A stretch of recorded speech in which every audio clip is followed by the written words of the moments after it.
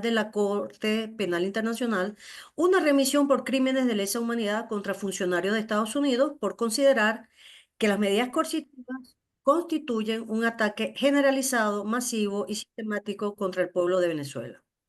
La misma fue complementada con mayor documentación el 23 de junio de 2020, en la que se expuso el alcance de las medidas coercitivas unilaterales en medio del COVID-19. En octubre de 2020, la Asamblea Nacional Constituyente aprobó una ley antibloqueo para el desarrollo nacional y la garantía de los derechos humanos con miras a proveer a la República de herramientas jurídicas que le permitan mitigar las afectaciones por estas medidas. En ella las declaran irritas y antijurídicas. Luego, el 23 de agosto de 2021, Venezuela volvió a dirigir carta al fiscal de la Corte Penal Internacional, demostrando que el impacto negativo del bloqueo criminal ha tenido como ejes el campo de la salud, la alimentación y la atención a la pandemia de la COVID-19. Lamentablemente no ha pasado nada significativo con todas estas acciones jurídicas. Tomás Chano, exdirector del Departamento de Estado para la División del Hemisferio Occidental, reconoció, y abro comillas, que los daños producidos a Venezuela por las sanciones estadounidenses eran equiparables a los bombardeos de la Segunda Guerra Mundial. Decía, es más o menos como el bombardeo a Dresde o a Tokio. Estamos viendo la destrucción de Venezuela como país y como sociedad. Cierro comillas. El 12 de marzo de 2021 se concreta una alianza internacional denominada Grupo de Amigos en Defensa de la Carta de las Naciones Unidas, cuya primera reunión se efectuó el 23 de septiembre de 2021. Fue impulsada fuertemente por Venezuela e integrada en sus inicios por 17 países, incluyendo China, Rusia, Irán, Corea del Norte, para refutar la política de sanciones unilaterales de Estados Unidos. Las Naciones Unidas tienen tres pilares fundamentales: la paz y seguridad internacional, el desarrollo y los derechos humanos. Todos ellos son afectados por las medidas coercitivas unilaterales. Venezuela ha perdido ya más de 600.000 millones de dólares producto de esta modalidad moderna de despojo y piratería. Las medidas coercitivas unilaterales son parte de un sistema integral de agresiones que conjugan estrategias y componentes de la llamada guerra por otros medios, por lo que compartimos la tesis de algunos académicos intelectuales, por ejemplo, el doctor puertorriqueño, doctor Carlos Rivera Lugo, en cuanto a que el contenido específico del derecho internacional se ha tornado indeterminado, siendo resignificado por hechos de fuerza, por ejemplo, la intervención indebida en los asuntos internos de otros estados, con el propósito de su desestabilización económica y política. Lamentablemente, la eficacia del hecho parece haberse convertido en el nuevo criterio de legitimidad. Esperamos estar equivocados. En este sentido, fíjese, podemos citar el concepto de John Bolton, ex consejero de Seguridad Nacional de los Estados Unidos, quien expresó en torno a las medidas coercitivas que, literalmente, se trata del uso masivo del poder económico de Estados Unidos para avanzar sus intereses nacionales. Aunque la batalla no solo debe ser jurídica, pensamos que es indispensable fortalecer los mecanismos democráticos de toma de decisión de la comunidad internacional y la denuncia permanente de las medidas coercitivas como medidas genocidas que causan tanto dolor como las bombas. Hay que seguir igualmente ensayando acciones defensivas en bloque de todos aquellos estados afectados por medidas coercitivas, no solo las de tipo legal, sino de alianzas y apoyos mutuos para abastecerse de aquello que se les está prohibido por bloqueo. ¿Por qué no incluir también al pueblo llano, esa alianza, esa interacción entre las experiencias vividas entre distintos pueblos que son amigos y que son víctimas a la vez? Esto es muy importante, ya que las medidas coercitivas suelen aplicarse por largos años hasta que sus efectos contra la población civil y las estructuras estratégicas del Estado destinatario son afectadas significativamente. En cuanto a la protección, reparación y resarcimiento a las víctimas, urge establecer medidas eficientes para que se cumpla el derecho que ya existe, al cual se apegaron todos sus miembros. en particular la obligación de los estados de no emplear medidas económicas, políticas o de ninguna otra índole, ni fomentar el empleo de tales medidas con objeto de coaccionar a otro estado para obtener de él la subordinación del ejercicio de sus derechos. Es claro que toda la legislación que prohíbe las medidas coercitivas es parte del derecho internacional, jus cogens, por lo que existe la obligación jurídica de reparar daños causados por hechos internacionalmente ilícitos. Para Venezuela es totalmente claro que el derecho existente es suficientemente claro para hacer justicia. Para terminar, me gustaría hacer una referencia especial sobre el acceso a la justicia de las víctimas. El acceso a la justicia es considerado como un derecho humano, inalienable, universal. Todos los demás derechos no tendrían sentido si a la hora de crear daños no existen los mecanismos eficientes para la reparación, para el resarcimiento y para detener el daño que se ejerce. Pero ¿cómo se hace efectivo este derecho para la gente humilde que no ha podido ser tratada por su cáncer o trasplante de médula o que ha perdido un familiar? Comprobado la relación entre las medidas coercitivas y el daño generado. Creo que el grupo de amigos, profesora Duhan y queridos compañeros del grupo de amigos, puede contribuir creando alguna estructura que permita a las víctimas sistematizar información. No es fácil reconocer a veces los daños porque las medidas se mimetizan, se mezclan con las vulnerabilidades propias de cada país, incluso con sus errores en políticas públicas. Pero en todo caso, se amerita y sistematizar información, registrar y cuantificar estos daños y dar apoyo jurídico a las víctimas, ya sea de forma individual o colectivas, para reclamar la reparación y el resarcimiento de los daños que han sufrido. Sobre este tema creo que Venezuela quisiera ahondar, quisiera sentarse en algún otro espacio de mayor serenidad y tiempo para precisamente crear las bases de esta estructura que pudiera facilitar a las víctimas, que son, a fin de cuentas, los que más daño han sufrido, porque no es un estado en abstracto, son personas con nombre y apellido, con caras visibles, son niños, son enfermos, que no han podido detener el daño ni reclamar sus derechos, que a cualquiera sí le estaría dado por otro tipo de delito. Le agradezco al grupo de amigos y a la profesora Elena Dujan, con quien me siento identificada como docente universitaria, por iniciativas como esta. Y sé que para ella, como profesora, al igual que yo, es sensible con sus alumnos. Los míos, desde hace casi 10 años, no tienen comedor universitario, no tienen cómo pagar su residencia universitaria y muchas veces atienden a mis clases con altísimas carencias a pesar de los esfuerzos estatales para paliar esta terrible situación derivada de las medidas coercitivas, unilaterales, criminales, ilegales e inmorales. Muchísimas gracias por su atención. Thank you very much, Professor Basil. I would appreciate if the next speakers respect 10 minutes rule, as soon as we already have a very long list of those who want to take the floor from the ground. And also our interpreters asked me not to ask our speakers not to talk extremely fast, because it's a bit complicated for them to do the interpretation, but still respecting 10 minutes rule. So with all that, I'm happy to give the floor to Ms. Jennifer Philpott-Nissen from the World Council of Churches Program Executive for Human Rights and Disarmament, with the topic, an assessment of the challenges of sanctions to the humanitarian work of churches and their organizations. So the floor is yours.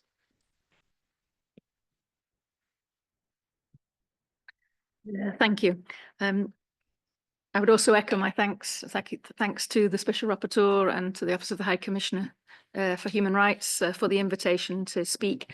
I represent the World Council of Churches, which is a fellowship of 352 churches from over 120 countries, representing over 580 million Christians around the world. I'll speak a little bit more about the study, which my colleague from Caritas, Mr. Karam Abi Yazbek, spoke about earlier. But we have spoken to each other before this, so hopefully I'll be complementing what he said and not overlapping. He mentioned that this study, which was released in at the end of 2022, had been carried out by members and partner organisations of my organisation, World Council of Churches, particularly with our sister organisation, Act Alliance, and with Caritas Internationalis and the World Evangelical Alliance. The study was carried out by 3 researchers from the Geneva Graduate Institute, Paul Hausman, Elodie Pearson, and Maya Lecce, and the need for this research had arisen as a result of anecdotal evidence based on conversations of our organisations with affected constituencies, which indicated that sanctions were posing an obstacle to their humanitarian work. Following a comprehensive literature review, a series of semi-structured interviews were carried out with individuals working for the constituencies of the organisations named, who were mainly operating in Syria and the broader MENA region, in the DPRK and in Ethiopia. And other individuals with expertise on sanctions and humanitarian work were also interviewed. As well as aiming to understand how the impacts affected their work, the interview sought to explore how to address the negative impact of sanctions. So we've heard from Caritas about some of the particular impacts with respect to Syria and the MENA region. So I'll focus on some of the impacts in the DPRK and with some references to Ethiopia. Though, of course, as we've heard this afternoon, there are many similar impacts happening in all contexts. The DPRK is facing wide-ranging sanctions by the UN Security Council, the EU, and other governments. And the UN Security Council has passed several resolutions sanctioning the DPRK after its first nuclear test in 2006, each time expanding restrictions in response to further nuclear proliferation activities. The resolutions are binding on all UN member states and ban, among others, the trade of arms and military equipment, dual-use technologies, industrial machinery and metals. They freeze assets of individuals involved in nuclear program. They cap exports of oil. They restrict scientific and technical cooperation and prohibit UN members from opening North Korean bank accounts. The unilateral sanctions imposed by the US and the EU further restrict economic activities and target additional businesses and individuals supporting the DPRK's nuclear program.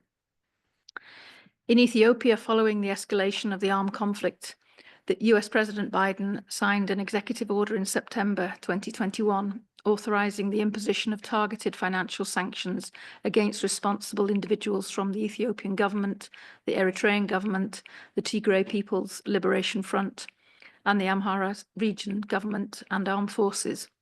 And this executive order was renewed in September this year. As a concrete step in responding to human rights violations in the Tigray region, the US terminated the African Growth and Opportunity Act trade preferential program for Ethiopia in January 2022, which had granted it duty-free access to the US market. The research contextualized the impact of sanctions by addressing issues interlinked with sanctions which obstruct humanitarian work and the need to distinguish between humanitarian aid and reconstruction efforts, as humanitarian aid is subject to humanitarian exemptions in most sanction regimes, whereas reconstruction efforts are not. The interviews identified 2 main factors interlinked to sanctions impacts, which obstructed the provision of humanitarian assistance. Firstly, the existence of economic problems beyond the impacts of sanctions, including the devaluation of the currency and lack of available commodities needed for humanitarian assistance on the local market, which was also exacerbated by the Russia-Ukraine war, as noted by an interviewee in Ethiopia. Secondly, COVID-19 has had many impacts on humanitarian work due to travel restrictions, supply chain disruptions, and diversion of funds to address the pandemic. The issues were particularly severe in the DPRK, which became more isolated during the pandemic. On the need to distinguish between humanitarian aid and reconstruction, The US government has only allowed for short-term humanitarian operations, but has denied approval for longer-term development projects, such as one on reforestation addressing flooding in North Korea. Concerns were also expressed that the training of health professionals or agricultural training might be considered as developmental rather than humanitarian in nature. As a consequence, it was reported that humanitarian actors tend to be hesitant to engage in projects that may be considered reconstruction or development work. To increase the chance of receiving approval for projects that may be outside the scope of humanitarian assistance, some organisations have also adapted the language in their application to donors, speaking of rehabilitation or early recovery instead of reconstruction. However, many organisations express frustration about these limitations as they prevent the opportunity to tackle root causes of humanitarian problems and implement sustainable solutions. As Mr. Karam had said, the report outlined 4 particular administrative challenges: understanding the scope of sanctions, the legal repercussions and overcompliance, obstacles faced when applying for humanitarian licenses, and enhanced due diligence requirements. He mentioned that sanctions legislation is often perceived as being vague, which therefore leaves significant room for interpretation. And this has led to notable operational challenges for humanitarian organisations. As one example is the case of an organisation which was shipping medical kits to the DPRK. Since the kits contain nail clippers and UN sanctions prohibited the import of all products made from metal into the DPRK, the container was halted for months in customs. Some humanitarian organisations also noted that it was not entirely clear to them what the consequences of unintentional non-compliance with sanctions would be: heavy fines or only a warning. And I'll skip mentions of the legal repercussions and the obstacles, but jumping to due diligence requirements. Several interviewees operating in the DPRK, as well as Syria, stated that banks required additional documentation, such as copies of bills, screening of staff, supplies, implementing partners and beneficiaries, which raised privacy concerns and criticism about the invasive nature of these demands. And smaller organisations, as noted, particularly often lack the human and financial resources and expertise to implement these requirements. It should also be noted that banking channels to the DPRK collapsed entirely in 2017, and one interviewee stated that no one was able to transfer money there. In some cases, banks have refused to transfer funds associated with projects for the DPRK, even when the country was not the final destination. 2 organisations have had explicit problems in this regard. One organisation unsuccessfully attempted to transfer funds to staff based in China, but working on the DPRK issue concerns, and to Chinese shipping companies that shipped humanitarian goods to the DPRK. Another organisation faced difficulties transferring money to other humanitarian organisations within Canada to support their projects in the DPRK. So these cases of extreme overcompliance of banks illustrate the severe challenges faced by humanitarian organisations operating in sanctioned environments. So our constituents have been engaged in quite a lot of advocacy efforts. 3 particular strategies were identified. They emphasise the unintended, in their advocacy efforts with governments, they emphasise the unintended consequences of sanctions that do not align with the interests of sanctioning governments. They, in direct advocacy with sanctioning governments, they also, for example, one Canadian organisation advocated for the Canadian government to allow Canadian organisations with a history of good faith engagement to continue their work in sanctioned environments without any constraints. And the constituencies of our 3 organisations and others have engaged in collective advocacy with other affected organisations and in relevant forums to share their experience and coordinate advocacy efforts. So just to mention the 3 of our key recommendations which came from the study: there's a need for more general humanitarian exemptions and more accessible, clear, timely and standardised licensing processes. The impact of sanctions should be continued to be documented to strengthen advocacy and engagement with sanctioning governments. And I'd add here also the need for much more research on these issues and continuing research. And finally, the collaboration and coordination efforts should be strengthened between UN bodies and NGOs who face sanction-related challenges. A position of a focal point on sanctions should be created in each place from which different constituencies can seek advice and guidance from sanction-related challenges. Thank you very much. Thank you very much, Ms. Philpott-Nissen. And now I'm happy to give the floor to Ms. Anna Cervi, who is the researcher co-founder of the Italian Initiative for International Mediation with the topic, a comparative analysis of European Union and US restrictive measures and humanitarian exceptions, Syria, Libya, Myanmar, Sudan, Afghanistan, Mali, Ukraine, and Iraq. Please, the floor is yours. Thank you. Is it working? Thank you very much for Professor Alina Duhan for the invitation and to your team for organizing what is indeed a very important discussion. Excellencies, esteemed representatives of state, practitioners and colleagues. What I'm going to present to you in this 10 minutes, and I promise I'll stick to the time as much as possible, is the result of a study that was conducted by the research center AVOS, funded by the Italian Ministry of Foreign Affairs. And this is an extract of what is a broader study. Next, please. First off, why did we select these countries? We selected these countries because we wanted to actually look at countries that were under restrictions, different types of restrictions, particularly by the EU and the US, as well as the UN, but that had also other two important characteristics. One, that they were going through conflict, and second, that the humanitarian situation in these countries was actually very dire.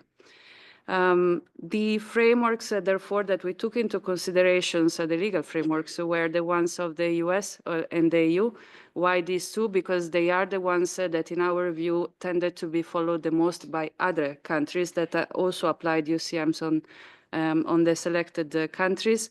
And we also took into consideration anti-money laundering and counterterrorism financing regulations internationally.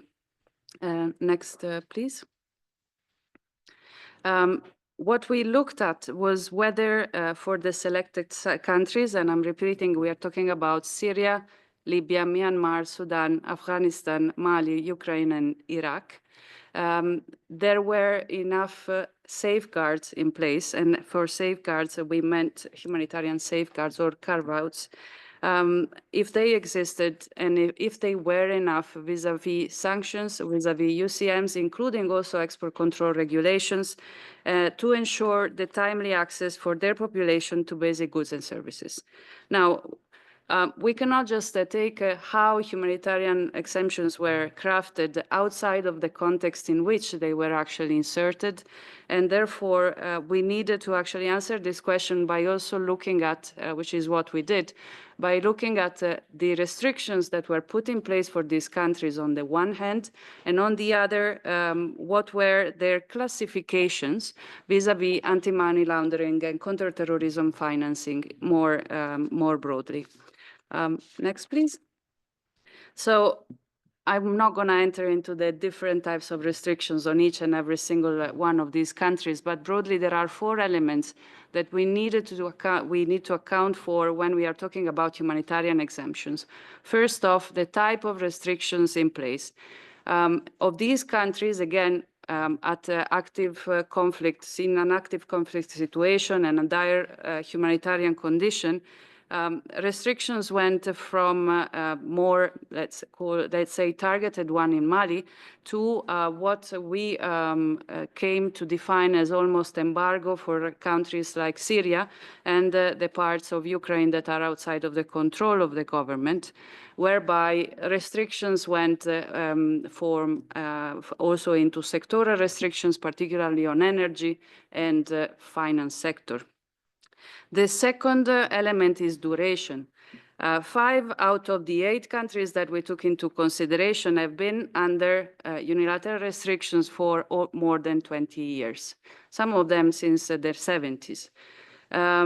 So the duration does have an impact on the, as many of you have already said, on the consequences this brings into a country. The third element that we took into consideration, which is often overlooked, is whether the targeting was also on public services in the form of persons or entities providing public services to the population. And a majority of the cases taken into consideration proved to be the case. And finally, we also looked at whether some of these countries were subjected to US secondary sanctions. Next, please. When we came to the classification of these countries vis-à-vis counterterrorism and financing and anti-money laundering, we actually took into consideration three elements that influence, in particular, the international financial sector, but not just that, even the shipping and the insurance and so on and so forth. The classification of the Financial Action Task Force, the European Commission list of high-risk countries, as well as the designation by the United States as a state sponsor of terrorism. Again, the majority of these countries in one form or another were classified as at high risk for these two threats that have an influence, therefore, on the behavior of the financial sector when it comes to operationalizing transactions with these countries. Next, please. So we concluded 5 findings when it comes to humanitarian exemptions that were crafted within the UCM systems of the EU and the US. The first one is that a more expansive elaboration of the exemptions introduced for humanitarian purposes has lagged behind the enforcement of the various sanctions programs. What does it mean? It means that, as I said earlier, a majority of the restrictions have been in place for a very long time, whereas more expansive and comprehensive humanitarian safeguards were introduced in particular from 2022 onwards and in connection or perhaps inspired by the UN Security Council Resolution 2664 of 2022. It's worth noticing that the US, as compared to the EU, had more comprehensive humanitarian carve-outs before that date, but also because their systems were far more comprehensive if compared to the EU. Next, please. The second finding is that indeed, and this is something that tells us that multilateralism is important. As many of you have already said, the UN Security Council Resolution 2664 of 2022 has become an interpretative parameter for humanitarian exemptions for all sanction systems, including also unilateral one. So it has brought more standardization and some key principles for specific types of measures, so not for all the restrictions that have been imposed on some countries. The third finding is the next one, yes. When the architecture of UCM is particularly complex, the introduction of standard humanitarian exemptions limited to restrictive programs targeting individuals or entities is not sufficient to safeguard timely and continuous access for population to essential goods and services. Humanitarian aid does not exist if private and public sectors are not working. Organizations cannot deliver the needed supplies to the population for them to then therefore enjoy their rights. If UCM, the safeguards that have been introduced so far in most of the restrictive systems cover actions done by humanitarian actors, but leaves outside the actions done by the private sector that acts outside of the humanitarian umbrella.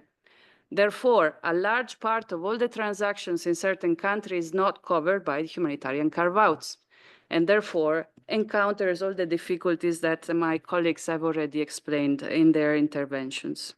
This leads me to the fourth finding. What we found is that a lot of inconsistencies exist between additional humanitarian carve-outs introduced by both the EU and the US for countries with particularly complex restrictive regimes.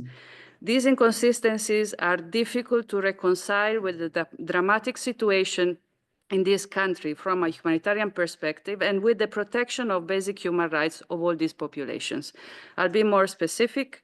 For example, when it comes to the EU, there is a difference between the humanitarian carve-outs that have been introduced for Syria that are more limited if compared to, for example, those that were introduced in the territories of Ukraine that are outside of the control of the government, that are more expansive, are sectoral, and also include private actors. This is similar also in the US case, whereby, for example, for Sudan, there are larger safeguards for the water sector that are not present in other countries, such as, for example, Syria. The last finding, and I'm going to my conclusion, most of the protective mechanisms in the form of humanitarian safeguards were introduced, but are not including any type of automatism to restrictions such as export controls. Export controls are left out, and in addition to that, these humanitarian carve-out have no effect whatsoever on the risk assessment done vis-a-vis anti-money laundering and counter-terrorism financing. And therefore, they leave outside major drivers for what is called overcompliance and de-risking. So moving to my final remarks, evidently safeguards do exist. However, they are not enough to facilitate timely access to, for the population of the countries analyzed by this study to basic goods and services. And therefore, my recommendation would be that while world leaders and multilateral organizations keep working as step-up efforts to ensure the respect of international law, in parallel, states that are applying UCMs on others should ensure that their humanitarian carve-outs are introduced from the moment restrictions are entering into force and not after 20 years, reassessed regularly based on more systematic monitoring, and in this respect are very important the efforts done by the OHCHR on this on monitoring. They need to also be introduced retroactively where they have not been introduced at the beginning of the restrictions, and they shouldn't be time-bound or upon political preconditions, and they should be as expensive and articulated as the types of restrictions that are imposed on those countries. The exemptions introduced in some of the countries analyzed could serve as a good example. They should also be considered in the risk assessment when it comes to AML and counterterrorism financing, and states should also commit to far more clearer guiding documents in the form of question and answer documents or guidelines that could be distributed to all actors for their understanding of humanitarian work and humanitarian carve-outs. And with this, I conclude. Thank you very much. Thank you very much, Ms. Charvy. And with that, I'm glad to give the floor to Dr. Mariana Leiter, the Global Advocacy and Development Policy Manager of ACT Alliance, with the presentation on legal repercussions and de-risking operational challenges of humanitarian action in sanctions environment, who I think joins us online. Thank you very much, Professor, and thank you very much, colleagues, for these interactions. I will try to keep my presentation brief because I think a lot of my colleagues here have already touched upon some of the issues I wanted to mention. I'll try to focus more on the recommendations and some of the points that haven't been mentioned yet. ACT Alliance is a global faith-based organization. We organize around forums at regional and national level. We're present in more than 120 countries, and we have more than 157 members, actually. It's an updated from the data in the presentation you see.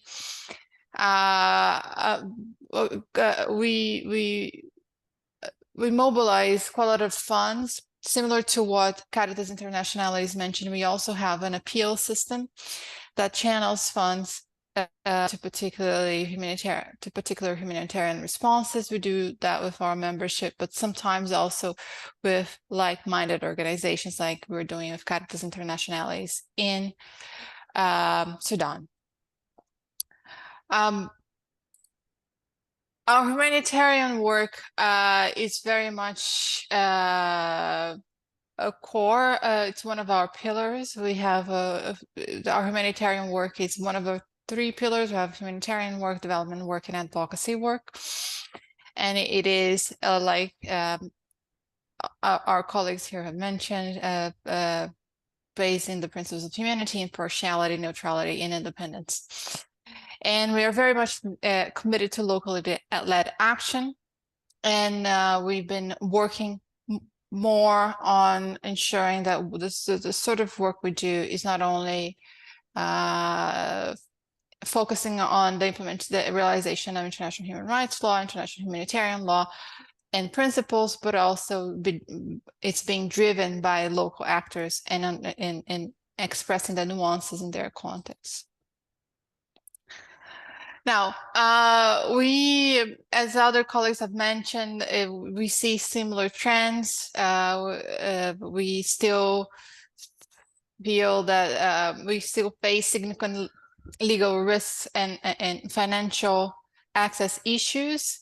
Bank de-risking is severely limiting access to the funds necessary for swift delivery of aid, and these impediments prevent humanitarian organizations from engaging in addressing urgent life-saving needs such as famine response and prevention in countries and specific areas targeted by restrictive measures. Hence preventing the principal delivery of aid on the exclusive basis of needs. And here I refer to the European Humanitarian Forum statement. The link is in the presentation that can be shared with others afterwards if of interest. But I also want to say that we are, as ACT Alliance, we have supported the study that has been mentioned by other colleagues here, done with the Graduate Institute. I won't go into any of the details of that research because that has been well covered by my colleagues, but I just wanted to voice our support for those findings. Now, I've mentioned briefly 3 country contexts where we work on and where we have considerable membership and also substantial humanitarian work. Cuba, Sudan, and the occupied Palestine territory. Cuba has been mentioned today, one by 2 panelists before, so I won't go into the details, but we just want to echo and reaffirm that the longstanding economic blockage imposed by the US, exacerbated by recent economic disruptions, has just further increased the pressure on people and certainly intensified by climate change. And we have seen a political overspill, which is very clear in the Cuba case, which is the political manipulation and the instrumentalization, I think it would be the correct word, of sanctions, which is never serving people and needs of those people. In Sudan, we, as I said, we have a joint appeal. We don't have any position particularly on sanctions in Sudan, but we have been seeing, and we would like to mention, I just wanted to mention today that we do see the humanitarian actors facing severe challenges to meet needs of civilians. The closing particular access routes have been particularly difficult. And related to that, there's been a lot of discussions around UN Resolution 1591, on the renewable non-expansion of the sanctions regime.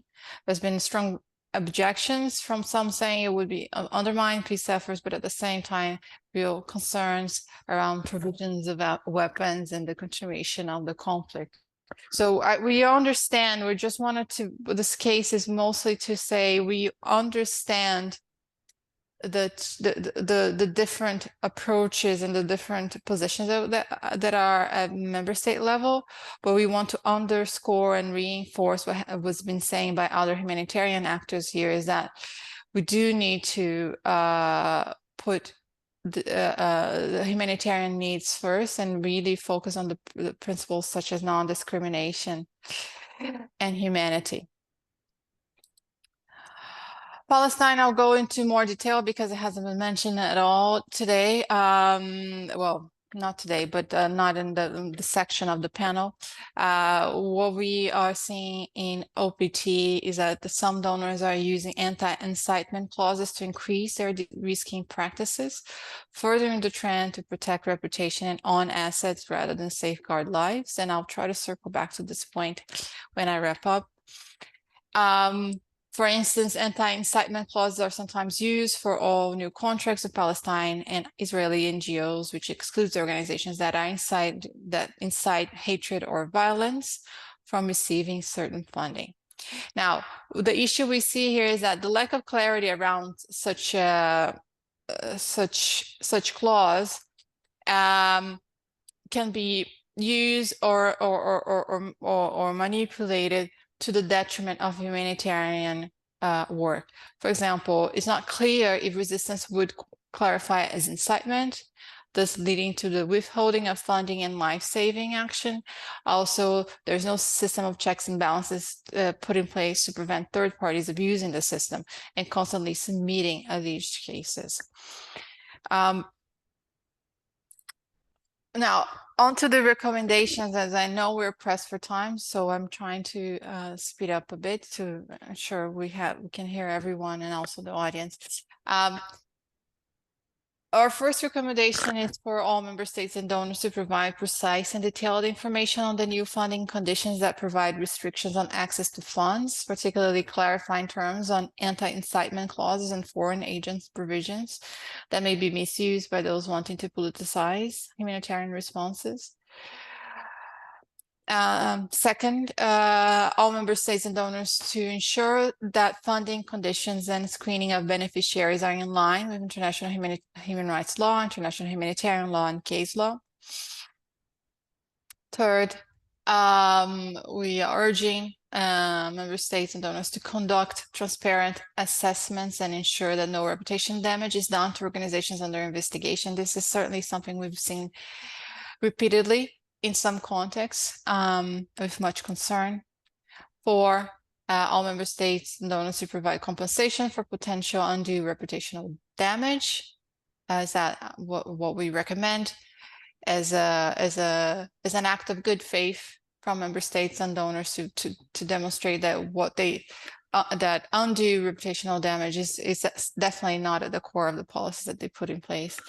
5, we recommend all member states and donors to refrain from approving or imposing measures that would lead to the further shrinkage of space for civil society. 6, we urge member states and donors to ensure that the diligence obligations imposed under donors restrictive measures distinguish aid organizations from state operators as a way to avoid jeopardizing the neutrality that's crucial for humanitarian action. 7, all member states and donors to consistently introduce and apply well-framed humanitarian exemptions where relevant, and this issue has been well covered before. 8, all member states and donors to identify practical solutions to overcompliance and bank de-risking. And 9, the last recommendation, we urge member states and donors to facilitate the consistent application of terrorism financing prevention mechanisms allowing the swift and principled delivery of aid, including protection of open access to the banking system for aid organizations, the recognition of the principle of non-discrimination for beneficiaries of aid, and the creation of more general humanitarian exemptions for more accessible, clear, and timely and standardized licensing processes. Just to wrap up, what I would like to conclude with is that like a colleague in the panel has said, I would like to thank the Special Rapporteur for the draft guiding principles on sanctions, business, and human rights. I want to recognize and acknowledge that it is extremely and will be extremely useful. Although I would like to highlight that voluntary norms are not enough when we talk about particularly private sector action and corporate responsibility. We have found through our work, particularly our development work, but also in humanitarian work, that mandatory norms are fundamental and essential to ensure the realization of human rights and avoiding the violation of international law by corporate actors. So with that, I thank you again for the invitation and hand back over to the moderator. Thank you very much, Dr. Leiter, for the presentation as well as for the proposals.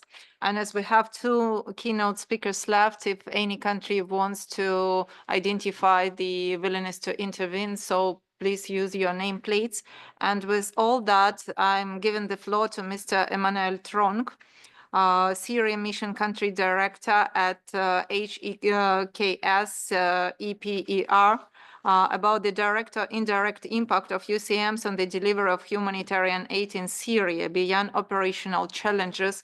I was told that there are challenges with connectivity. Shall we have audio? So due to the challenges with connectivity, we will have a pre-recorded audio from Mr. Tronk. Good afternoon, and thank you very much for this opportunity to exchange with you on the direct and indirect impacts of UCMs on the delivery of humanitarian aid in Syria, and to explain why their effect is going far beyond basic operational challenges. You're most probably aware that in addition to its humanitarian complexity and specificities, Syria is often described as a country facing some of the most complicated and far-reaching sanction regimes ever imposed.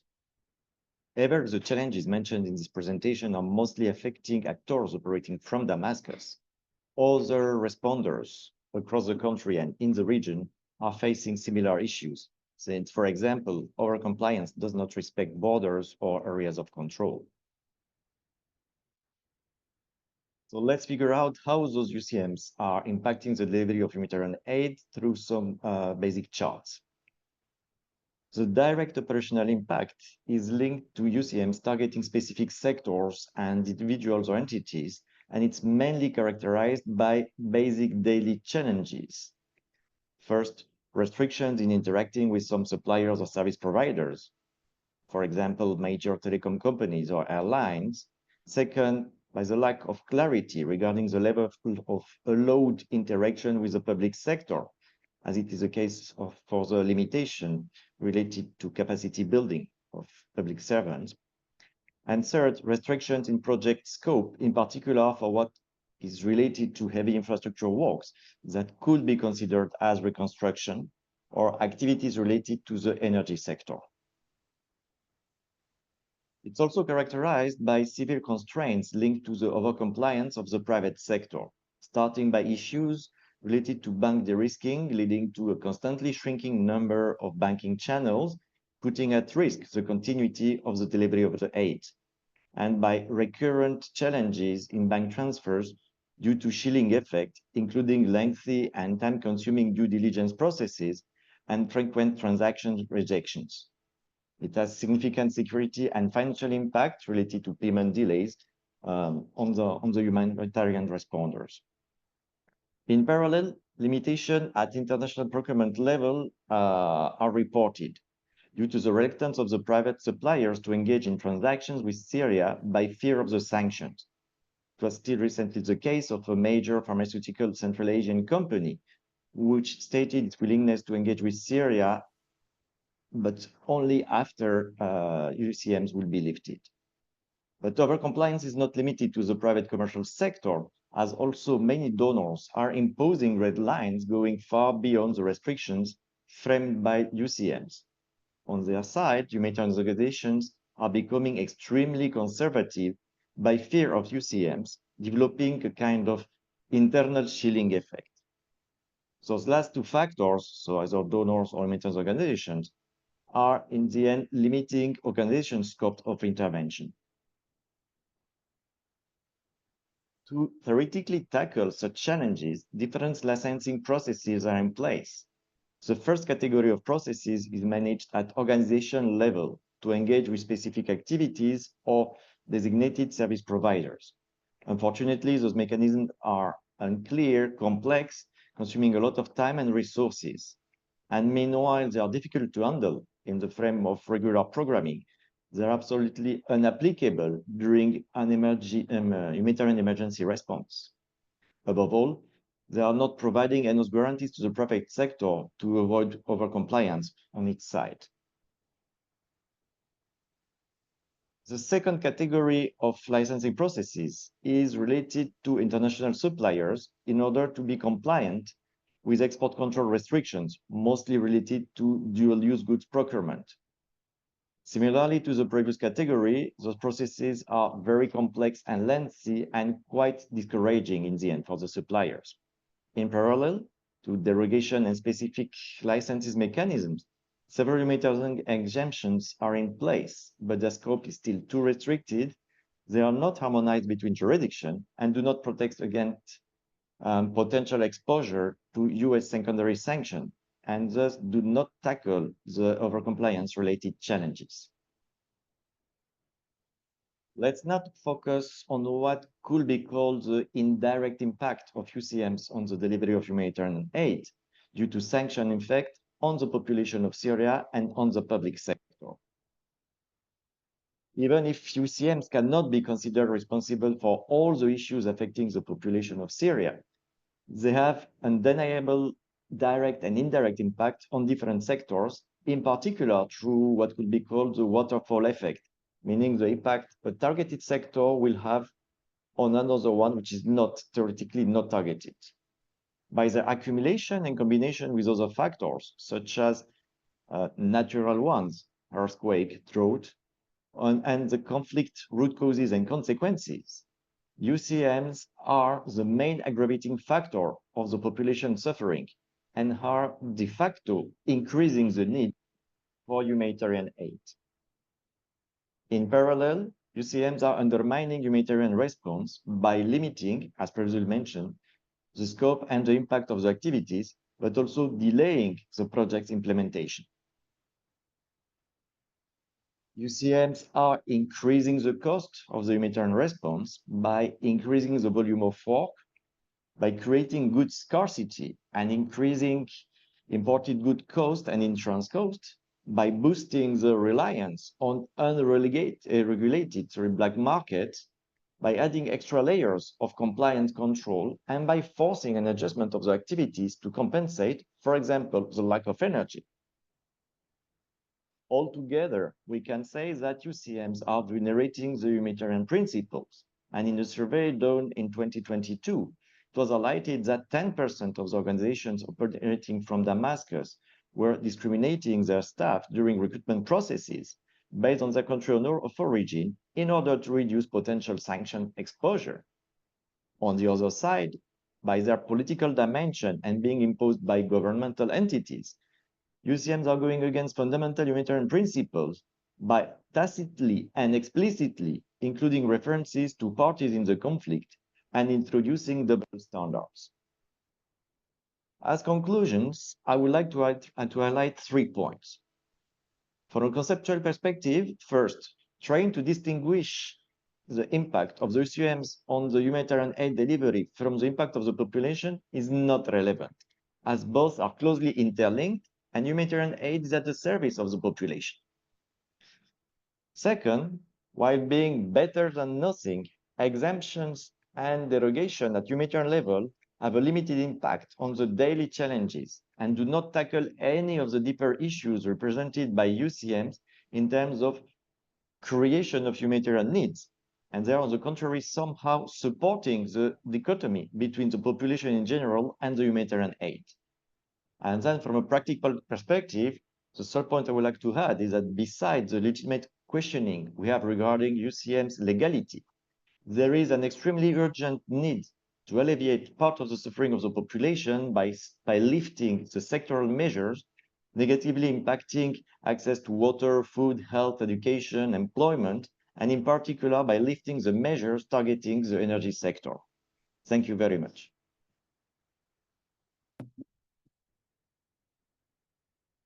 Thank you very much, Mr. Tronk. And we are moving now to the last keynote speaker, Mr. Mutaz Adam, Oxfam Syria Country Director, who will, with the topic, the unaddressed effects of UCMs on humanitarian action case from Syria, who will do the presentation via pre-recorded video. My name is Mutaz Adam. I'm Oxfam's Country Director in Syria based in Damascus. Allow me to thank the organizers for the opportunity for Oxfam to be present again in such important spaces that discuss UCMs from the perspective of humanitarian actors and the impact on humanitarian action. We think that such highly complex topics require continuous discussions and efforts to unpack the different factors interplaying together and impeding humanitarian action, something that unfortunately has been severely limited to this day in our context, regardless of the efforts. A couple of disclaimers before I start. My intervention here should not be interpreted as Oxfam's position on UCMs, but more as highlighting the impact of such measures on the humanitarian conditions in the country, and specifically on Syrians' access to food and water, with water, sanitation, and hygiene, food security, livelihoods, protection, and gender being the mandate of Oxfam in Syria. I will be using terms such as impact and consequences of UCMs on the population without further qualification. By doing so, Oxfam does not suggest that states imposing UCMs on Syria intended them to have an impact on the humanitarian situation, nor were these consequences the objective of UCMs.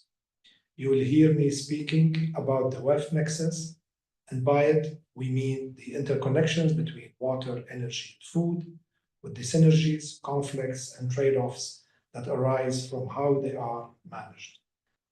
I will be using examples and evidence from a discussion paper informed by a research study that Oxfam did, which was published in January of this year. It is titled Turn on the Light, which addresses the impact of the energy and electricity crisis in Syria on access to food and water.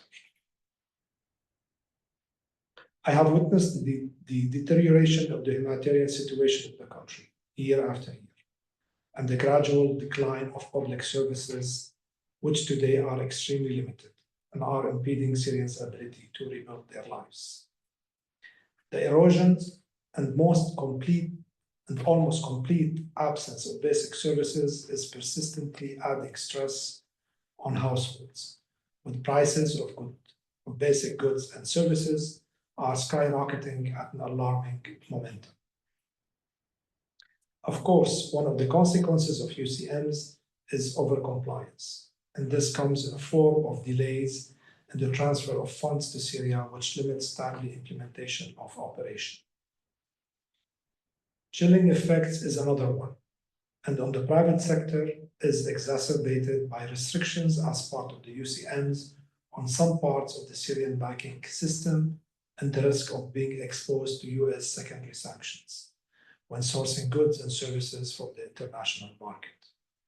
In our paper, we found from those interviewed that the international private sector actors have been increasingly reluctant to carry out Syria-related transactions. This is true also for EU and US-based financial actors and companies exporting equipment and spare parts for water and electricity systems and the food supply chain. In addition to overcompliance and chilling effects, UCMs impact the water, energy, and food nexus in Syria through various ways, including the designation of certain Syrian entities, which impact state-owned public services, such as provision of water and electricity. Also, the restriction on the energy sector, which limit the availability of fuel and electricity in the country, and the restrictions on trade with Syria, which impede the timely import of commodities, services, equipment, technology that is important for the WEF nexus. Of course, UCMs are not the only factor impacting the WEF nexus. Other factors include conflict, the destruction of infrastructure, and loss of resources, brain drain within the public sector, domestic legislation, and other international legislation, such as export controls and anti-terror legislations, are also impacting. But what about UCMs specifically? The lack of electricity in country is impacting the sustainability of our interventions that are aiming to increase access to water and food to communities. Through our study, we found that main reasons behind the lack of electricity in country is the decline in the electricity generation capacity. Today in Syria, the electricity generation is only 20% what it used to be before the conflict, with gradual deterioration over the years, but more so since 2019. There are multiple factors that are impacting the generation of electricity. And they are, for example, lack of heavy fuel, oil and gas, and technical factors, such as the lack of spare parts and the much needed maintenance. UCMs are therefore contributing to the decline in electricity generation through two main ways. One, UCMs on the energy sector has significantly limited the importation of fuel, oil, and gas to Syria. And two, UCMs on Syria has stopped manufacturers from carrying out essential maintenance work and import of spare parts necessary for the electricity infrastructure, which is mostly built by European and Western companies. In our paper, we found that technical factors contribute to the limited electricity generation capacity by around 40%. The energy crisis is the main underlying cause of disruption of the food supply chain. It is undermining the recovery of the agricultural sector due to increased cost of irrigation, transport, and mechanization. It is impacting and increasing the cost of state-run food facilities, and it is increasing the cost of production for food. The energy crisis in country is the main barrier that is impacting the functionality of water systems and the distribution of water to households. Significant power outage as low as 1.5 hours per day have significantly impacted water facilities. And this 1.5 hours a day is the supply of electricity, and it's not continuous supply. On average, water network require several hours of continuous supply of electricity for water to reach households. Of course, in the world of UCMs, there are positive efforts that need to be highlighted and capitalized on. And here I'm talking about the exemptions. This has been done in efforts to reduce the consequences of UCMs on the humanitarian situation. For example, UCM's exemptions are important to ensure that humanitarian action is not hindered. The EU UCM's exemptions introduced after the earthquake have set positive precedent. Their extension is an effort highly appreciated, and we urge other states imposing UCMs to follow suit. On dialogue and persistent efforts in this regard, as I mentioned early on, this topic requires that. And Oxfam in Syria has been engaged in such discussions previously, but more actively since the beginning of 2024, through the publication of the paper. Other actors in Syria are also initiating dialogue and raising awareness through evidence from the field. However, such initiatives will only be deemed as successful if we see more stakeholders taking such discussions forward, like regulators, policymakers, banking, private sectors, and think tanks. Additionally, active efforts should be put in place to measure and report on the impact of UCMs, which in Syria has not taken place and could be a crucial way to feed into the discussions on various levels. This would also include assessing the extent of humanitarian carve-outs and exemptions on mitigating the impact of UCMs on humanitarian action. This should happen, of course, with close consultation with humanitarian actors on the field. So the effects of UCMs are strongly felt in every respect of our work.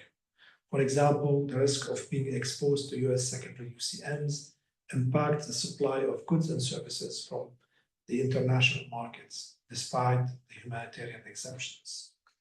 And also financial UCMs are also factors that impede our actions. And alongside other measures like export restrictions, they produce logistical, financial, and legal nightmare, slowing the humanitarian response or increasing its cost. In conclusion, I would like to conclude by thanking you for bringing Oxfam into this space and for convening such spaces with humanitarian stakeholders from different contexts. Such exchanges are important, and a lot can be learned from the different experiences in different humanitarian crises. Thanks again.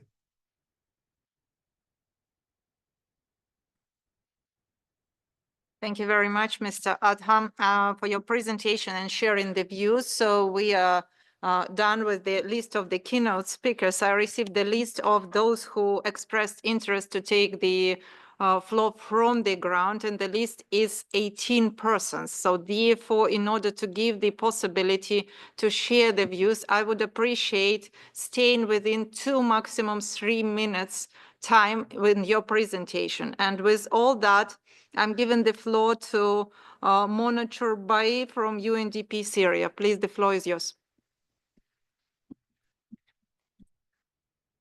Thank you for the opportunity, and I will not go into all of the details that already mentioned during these discussions, but I will tackle the challenges that UNDP is facing during the implementation of the projects and considering the nexus of the humanitarian and development projects. The challenges posed by UCMs and de-risking and overcompliance creates significant barriers to UNDP's operation in Syria, affecting payments, procurement, supplier engagement, donor attitudes, and overall program sustainability. These issues not only disrupt the delivery of essential project and aid to the community, but also undermine efforts to promote early recovery and community resilience suffering from prolonged complex crises. As a result, innovative practical strategies are essential to maintain effective humanitarian and development assistance in this difficult environment. I won't go into the details of the payments challenges, and but rather I would highlight only the overall expectation for more conservative UCMs in the coming year, focusing more on the originator financial institution in the transactions, which will complicate the financial transactions, although all the waivers the UN system have. Moreover, high-quality suppliers are also increasingly reluctant to do businesses with UNDP Syria due to the concerns over potential sanctions related to precautions. This reduces access to essential resources and limits the scope and quality of humanitarian development programming. Furthermore, donor attitudes have shifted, with many donors adopting a cautious approach to providing unconditional funding. Their concern over sanctions and the resulting shelling effect have created significant obstacles in the country's early recovery and development, imposing lines that complicate project implementation and reduce the scope of supported initiatives. Procurement and imports have been severely affected by these challenges. UCMs have hindered the procurement of critical items, such as medical supplies, chlorine, and spare parts for essential infrastructure rehabilitation.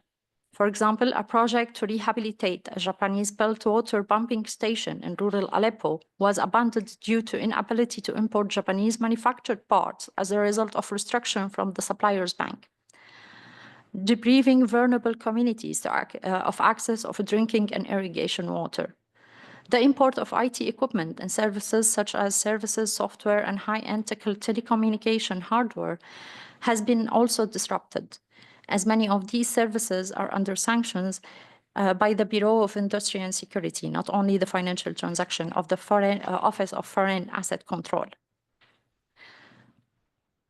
To avoid this, the risk related to UCM's programs and our projects sometimes are adapting to prioritize short-term and less effective solutions, such as trucking water instead of rehabilitating treatment plants, which diminishes sustainability and impact fewer beneficiaries with no consideration to missing opportunities to tackle the environmental and pressing challenges in Syria.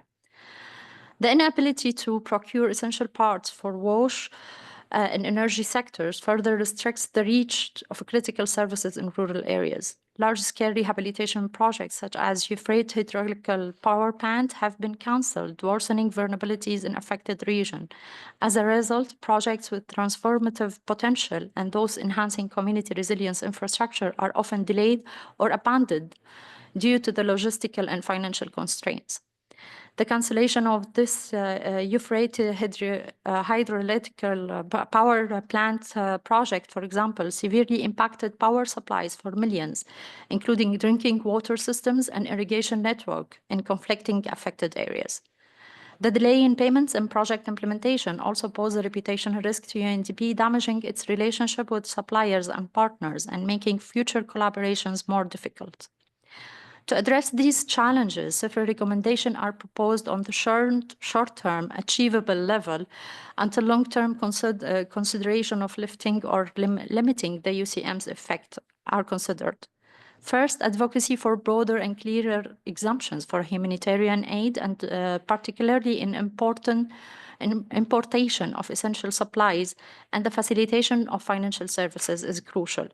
Simplifying compliance requirement for intermediary financial institution would help reduce delay in funds transfers. Second, there should be more private sector engagement, including the financial institutions and businesses from surrounding regions affected by sanctions to understand their perspective on the impact of secondary sanctions and penalty, and also considering risk-sharing mechanism or sanction guidance could be developed to encourage suppliers to participate in tenders and provide essential goods and services.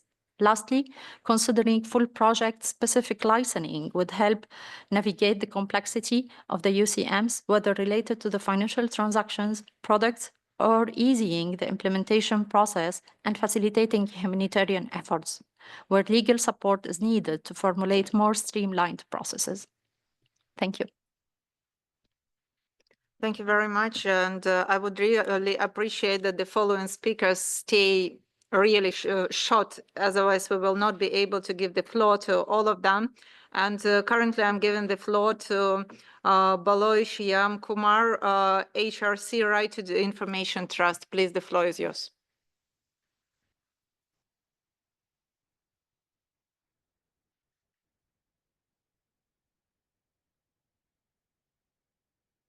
Well, as it looks like he has not arrived, so now I'm giving the floor to Ms. Ekaterina Borolchina, Regional Association of Indigenous Small-Numbered Peoples of Krasnoyarsk Territory, who is presenting online. Madam Chair, I represent the Association of 8 Indigenous Small-Numbered Peoples of the Krasnoyarsk Territory in Russia. The rights of indigenous small-numbered people are recognized at the level of the Constitution, and the term small-numbered refers to the specific demographic vulnerability of these communities. Besides that, sustainable development of indigenous peoples depends crucially on traditional way of life, access to lands and bioresources. In the harsh climate and long distance from logistical centers, indigenous peoples' development priorities are linked to the modernization of economic activities. Such modernization is not possible without access to modern technologies and equipment that provide digital quality, communication, construction materials, all-terrain vehicles, boat motors, and medicines. Indigenous peoples should be able to supply markets with the products of traditional crafts, reindeer herding, fishing, hunting, and handicrafts.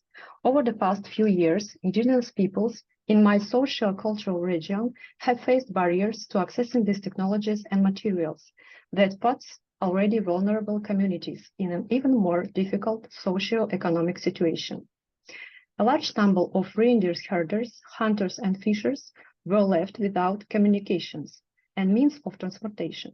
Parts have become inaccessible or 3 times more expensive. Moreover, the introduction of unilateral coercive measures has affected access to medications. This jeopardizes their lives in harsh conditions in remote territories and threatens the livelihoods of mobile indigenous groups, the nomads. The lack of digital communications undermines access to information and public services, including healthcare, education, social, and emergency services. The shared opinion of Russia's indigenous peoples of these issues is reflected in the outcome documents of the expert seminars in Krasnoyarsk and Salihard held in 2024 in support of the studies of the expert mechanism and the Special Rapporteur on the rights of indigenous peoples. Another example of unilateral measures and restrictions, major industry standards have stopped working in Russia as a matter of overcompliance with coercive measures. After decades of motivating businesses to implement these standards, their de facto dismissal doesn't allow the indigenous peoples use it in dialogue with companies as a human rights instrument. We are talking about the Forest Stewardship Council, the International Council on Mining and Metals, the Initiative for Responsible Mining, and others. Unilateral coercive measures are illegal under international law and violate Articles 1, 21, 36, 39, and 41 of the United Nations Declaration on the Rights of Indigenous Peoples. Experts know the cumulative effect of coercive measures, the consequences of which will last for decades, which could have the most critical impact on vulnerable indigenous peoples. We call on the Special Rapporteur to make point of the particular impact of coercive measures on nomadic and semi-nomadic indigenous peoples, their development opportunities, livelihoods, and culture. Thank you.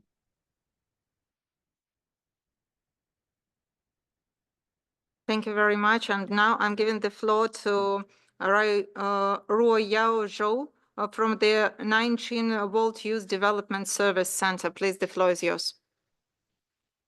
Thank you.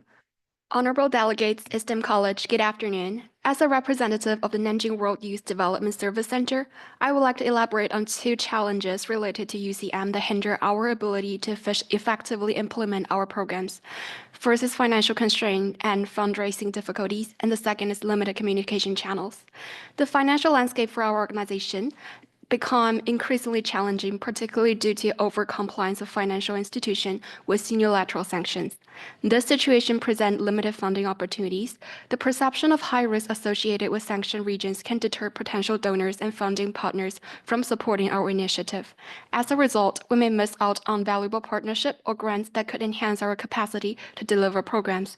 To illustrate this challenge further, I would like to reference our previous events in collaboration with Uzbekistan Youth Union, which aimed to both support businesses' relationship with Chinese and Uzbekistan companies to provide young people in the 2 countries with more careers, opportunities, and insights into different industries.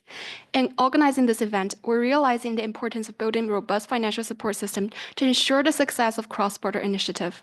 However, without adequate funding, many such programs risk being scaled back or canceled altogether. Apart from financial constraint, unilateral sanctions also disrupt communication channels between our organization and potential beneficiaries or partners in affected regions. This challenge manifests in challenges in building partnership. Establishing partnership with local organizations is vital for successful program implementation. However, unilateral sanctions create an environment of uncertainty that complicates this relationship. Potential partners may be reluctant to collaborate with us due to concerns about compliance or reputational risk associated with working alongside an organization perceived as operating in a high-risk environment. These barriers not only hinder our operational effectiveness, but also restrict our ability to empower youth through meaningful programs and collaborations. Addressing these challenges require effort from all stakeholders involving humanitarian work, including advocacy for clearer guidelines around financial transactions related to humanitarian aid, and fostering open communication channels that prioritize collaboration over compliance fears. Thank you.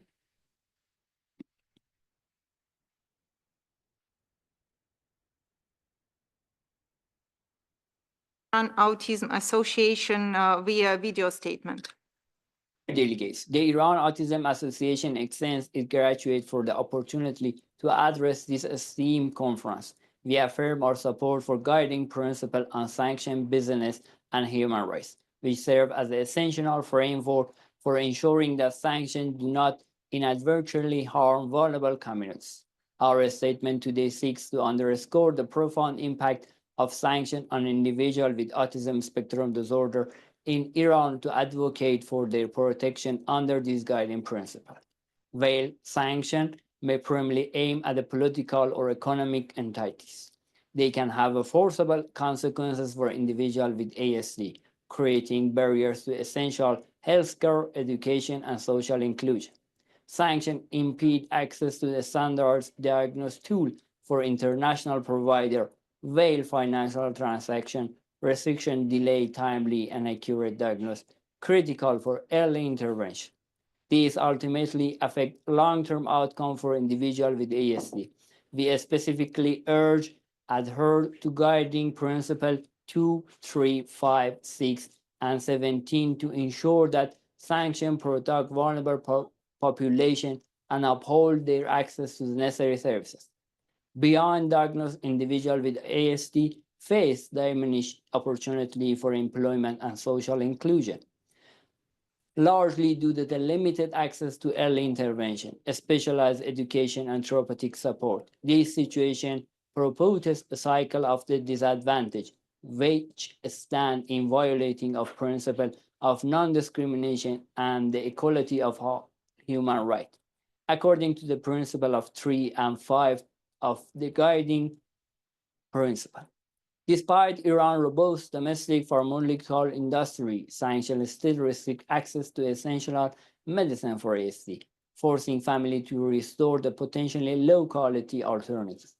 Furthermore, sanctions hinder collaboration with international NGOs and knowledge-sharing platforms, isolating Iranian professionals and families from global advancement in ASD care.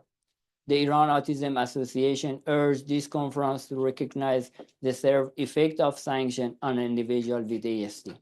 We call for all commitment to respect and apply the guiding principle, ensuring that sanctions promote and protect human rights, especially for the marginalized communities such as ours. Thank you very much. And now I'm giving the floor to Ms. Sarah Sava from GOPA DIRT. Please, the floor is yours. Thank you so much. My name is Sarah, and I'm the Deputy Director of GOPA DIRT in Syria, which is the largest church-based organization in Syria. I want to thank Professor Alina Duhan for the research that she's been doing for the past years. We have been struggling to advocate for the issue of sanctions, and our voices were not heard, even though we are working on the field. But research was needed to prove through evidence-based studies that this is in fact implemented in the wrong way, and it's affecting the population on a large scale. So today in Syria, I'm not going to repeat many of what other colleagues have already mentioned. I just want to say that 90% of Syrians today live under the poverty line. And it's 2024, and people are still struggling with electricity, car fuel, and that the lives of these people should be valued, and they deserve to catch up with the rest of the world, just as the rest of the world is living somewhat normal lives. UCMs are affecting many aspects of the humanitarian delivery. I'm not going to go into, health, bank transfers, etc., everything that we heard already. to respect the 2 minutes that we have. Today, thousands of people in Syria, which I know in person, made it through the horrific 13-year crisis, shelling, bombing, you name it. However, they lost their lives. Why? Because they suffered cancer, type 1 diabetes, chronic heart disease, because medication is either nowhere to be found, unrealistically expensive, or sold under false brands. When we talk about infrastructure and machinery, I already heard from lots of colleagues that we cannot but remember the hundreds of innocent women and men and children who were buried last year under the rubble of the 2023 earthquake. And because there was no machinery to lift all the rubble up and bring them out, they passed away. So 13 years into the crisis, as you can see, more than half of the vital infrastructure in Syria is either completely destroyed or severely damaged. Sanctions, my dears, are not affecting those meant to be affected. Let's just, put the dots on the letters. When you sanction the same people responsible for trade, the same people who are responsible to import goods into the country, including medicine, then you are paralyzing the entire country, literally. The population is most affected, and they are the ones suffocating. Faces of these people are used to attract funding. You've all seen their faces, right, on posters to attract funding all over the world. However, they never actually receive these funds. This is really shameful. Today, the scarcity of basic goods is causing an acceleration of prices in the market, which is already out of reach for people with low income. This is ridiculous in a country that has been through war for 13 years and ongoing, for people not to be able to afford food on the table, let alone to pay rent. We have repeatedly in GoPader tried to recommend revising the UCMs that are not affecting, only affecting human rights, for them to live in dignity. And this has been also aggravating the humanitarian needs. To quickly sum up, to make it short, I believe sanctions should be further assessed fairly and within margins of neutrality, and I underline this word 3 times, and of course, independent evidence-based monitoring. And I really look forward to the outcome of this discussion, and I thank you again, Professor Alina, for this great initiative. Over. Thank you very much, Ms. Sava. And now I'm giving the floor to Ms. Amina Benzari, Co-Lead Belgium for Human Rights. Please, the floor is yours. Thank you very much. Excellencies and distinguished leaders, we don't deny that the scale of the projects of wealthy people can generate jobs, improve lives of people, and provide human rights. Health, for example, in health and education. But the exploitation and violation of human rights can be source of human rights violation. Some companies seek profitability by reducing costs, for example, resorting to extra hours of workers without paying them, or engaging children, or using unsafe practices, as for example, paying 8 euros instead of 13 euros. I speak, of course, of Belgium. And the working conditions sometimes can be not up to that level. The political influence also can be, and impunity also can be another factor. The very wealthy can influence politics of the city or the village, for example, and they can exercise pressure and lobbying due to weak regulations, and therefore exploit the workers. Some companies invest in mining and forestry projects to the detriment of local populations, and therefore make these populations displaced. As we can see, this problem is ambivalent. This attitude is ambivalent. The question we can think of is to what extent can business wealth be limited to adapt human rights. Humanitarian approach can call for stricter international regulatory frameworks whereby we can assure that wealth creation respects human rights. As an NGO, with the collaboration of work unions, we try to improve this situation of workers. So the result we have been into is the creation of ombuds in some administrations, but we still have problems of workers, and those workers generally resort to medical certificates, and that's another problem that is generated through this ambivalence. And thank you very much. Thank you very much for your presentation. And now I'm giving the floor to Ms. Lydia Arsis, University of Belgrade, Faculty of Law. Please, the floor is yours. Respected Excellencies, Professor Douhan, distinguished delegates, participants, ladies and gentlemen, thank you in advance for your attention. The next presentation focuses on the detrimental effects of UCMs with far-reaching implication for the physical and mental health of those affected. The issue of negative impact of UCMs on human rights is ever relevant topic, as the consequences of sanctions are immediately observable and often have far-reaching effects on affected populations. While the immediate impacts are often the focus, it's crucial to recognize that the repercussions of sanctions can be extensive and persist across generations. Sanctions lead to significant economic, health, and social issues such as increased poverty, deterioration of health services, lack of basic necessities, and general decline in quality of life, all of which impose high level of stress on one's affected. Transgenerational impact of stress is a reality of unilaterally imposed corrective measures.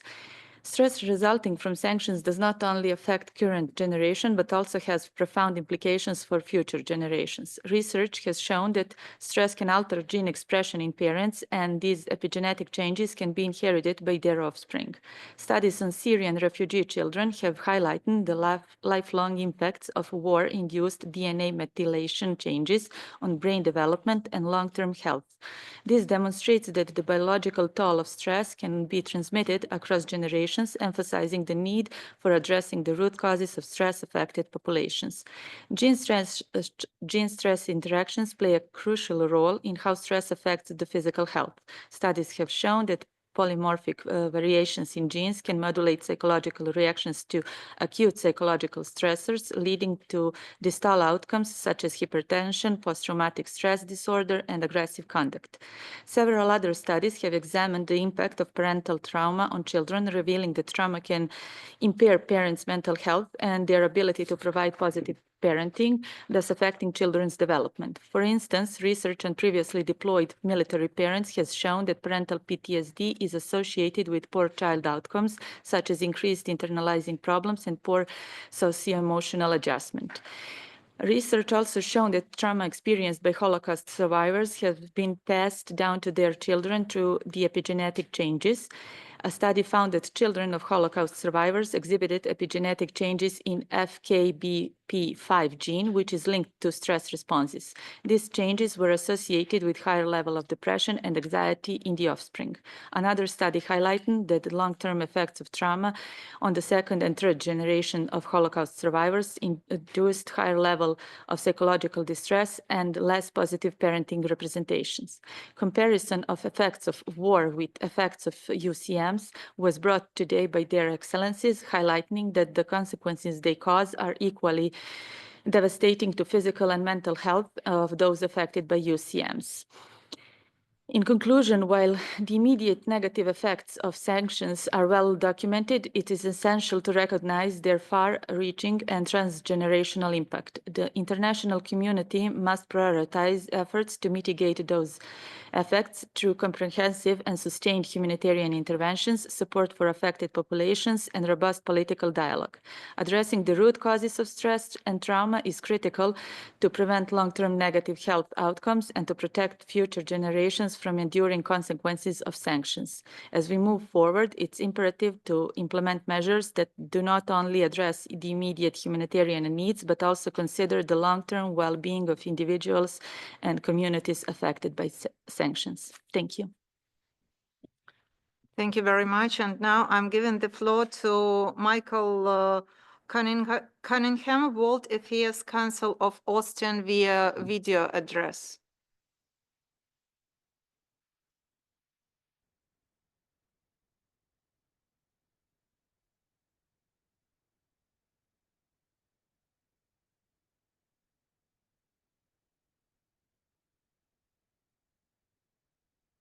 So Okay. it looks like there is a disruption. I got the International Emergency Economic Powers Act, the IEEPA of 1977, a legislative relic to the Cold War, has reemerged as a contentious instrument in the 21st century, particularly in application to Belarus in 2022. I will point out today that its implementation is not only unconstitutional, but also starkly contradicts the principles enshrined in both the UN Charter and the U.S. Constitution. The IEEPA grants the U.S. President extraordinary powers to declare national emergency and impose economic sanctions on foreign entities. This broad authority, critics argue, is a violation of the principle of separation of powers enshrined in the U.S. Constitution. By allowing the executive branch to bypass Congress and to impose sanctions without judicial oversight, the IEEPA undermines the checks and balances intended to protect individual rights and liberties. Moreover, the application of the IEEPA in Belarus in 2022 raised severe concerns for due process. Sanctions imposed under the IEEPA often lack transparency and fail to provide targeted individuals or entities with a fair opportunity to challenge their inclusion on the sanction list. This lack of recourse, critics argue, is a violation of fundamental due process and constitutes arbitrary and unjust application of power.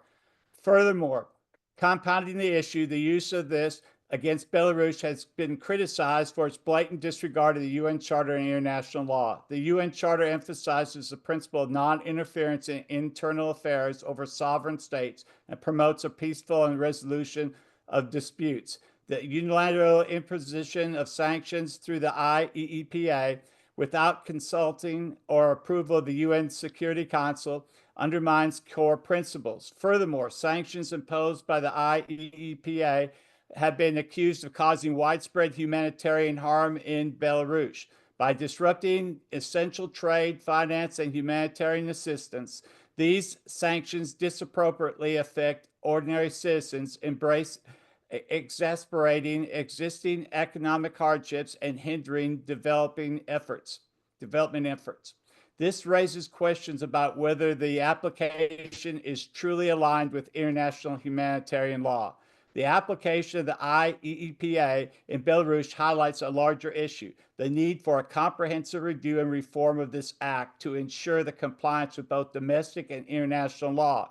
We cannot have humanitarian help unless we change this law. The broad and unchecked power granted to the U.S. President under this necessitates a stronger framework that protects fundamental rights, promotes due process, and respects the sovereignty of other nations. Moving forward, it is crucial for the U.S. government to prioritize a more transparent accountability for rights respecting approach to sanction policy, engaging in international partners, adhering to UN principles, and incorporating stronger safeguards to due process should be integral to any future applications. I thank you for the time. Very much, and I'm now giving the floor to Mr. Maxim Misko from the Belarusian Fund of Peace via pre-recorded video, as I understand. No, the video? Okay. Good afternoon. I would like to greet you on behalf of the Belarusian Fund of Peace. Our public organization is the oldest in Belarus. More than 1 million people of our country participate in the activities of our organization. The board of our Belarusian Fund of Peace consists of leaders of the main religious confessions of Belarus, heads of all national communities living in our country. Today, we transmit beliefs of ordinary Belarusians whose everyday concerns are far from global and geopolitical tasks. Regrettably, a wide arsenal of economic and political sanction has been used against Belarus for several years now. As we understand it, the European Union imposed these sanctions with the aim of turning ordinary people against their government and provoking unrest and unrest. But what actually happened? The brunt of the impact from the sanctions has fallen on ordinary citizens. Despite the fact that our adaptation has been more successful than that of the population of those nations that have imposed sanctions on Belarus, these sanctions continue to affect the most unprotected section of society. I repeat, the most unprotected section of society. The lives and safety of people suffering from cancer are at risk due to the inability to deliver specialized medical equipment. The repair times for complex medical devices purchased in the European Union not extend to as long as 180 days, making it impossible to provide timely assistance to patients. I'm not referring to the issue of passenger safety in civil aviation, whose fleet is aging and lacks the capacity to maintain space paths.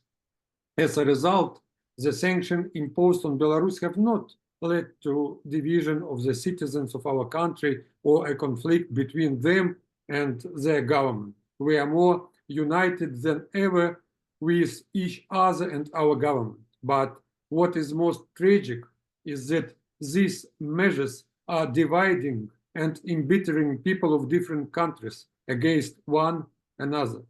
Political leaders should recognize that these measures are leading us down a path of conflict, and it is time for them to take action to prevent this. We call for an end to this humanitarian genocide. In order to promote global peace and harmony, we strongly encourage decision makers to take every possible measure to move away from imposed sanction and pressure, and instead pursue peaceful diplomatic solution to conflicts. We also encourage them to explore ways to rebuild good neighborly relations. We invite all interested parties to join force with the Belarusian Peace Fund in our shared goal of achieving peace through the principles of humanism rather than through use of force and pressure. Thank you very much. Thank you very much. And now I'm giving the floor to Ms. Melville Fernandez from Emergency Management Consultant. Please, the floor is yours. Thank you very much. Can you hear me?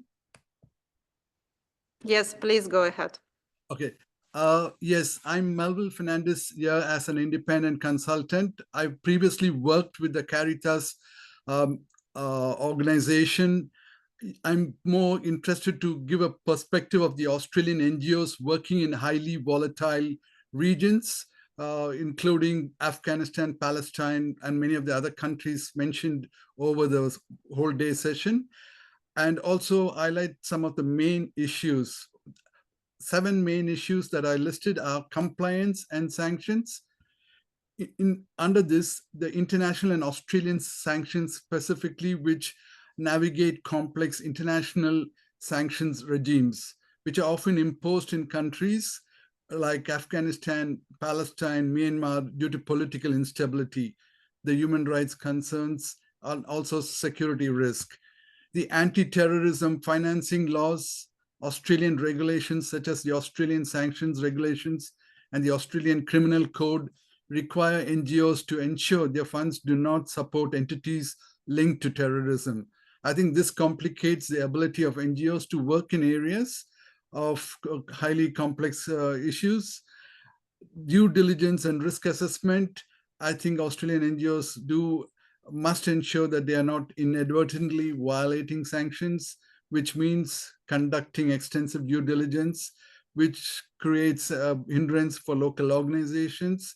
I think this is resource intensive and can delay or limit their ability to provide support quickly in crisis for the communities in need. The second major challenge is on restrictions on humanitarian assistance, which I think many people mention about access to aid, targeted assistance challenges. The third main challenge is with regard to funding and resource allocation. I think this involves reduced funding options because of sanctions impact the ability of NGOs to raise funds, as was mentioned previously. International partnerships and funding pipelines. I think many Australian NGOs rely on international partnerships for funding and program implementation, but our political shifts and sanctions constrain these partnerships. The next one challenge is on local partner relationships. Navigating local political sensitivities, I think, is something critical. Security risk for local staff, I think that was also highlighted in quite a few of the sessions, presentations. The other important one is on impact of Australian foreign policy. I think that involves shifting diplomatic relations. Australian foreign policy influenced by geopolitical dynamics can affect the flexibility and scope of the work in conflict zones. Government pressure on NGOs, I think that's another area which also quite a few speakers mentioned.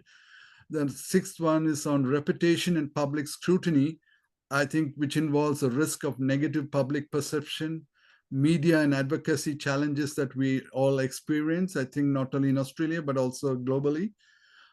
Finally, the humanitarian access and safety protocols, I think, which involves increased security measures that needs to be undertaken by NGOs at a high heightened level.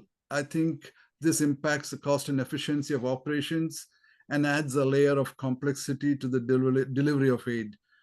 And also adapting to evolving security threats. I think this happens in highly volatile regions. NGOs must continuously adapt to changing political and security dynamics. Like, for example, in Afghanistan, the shift from a US-backed government to a Taliban regime necessitated a drastic re-evaluation of programming.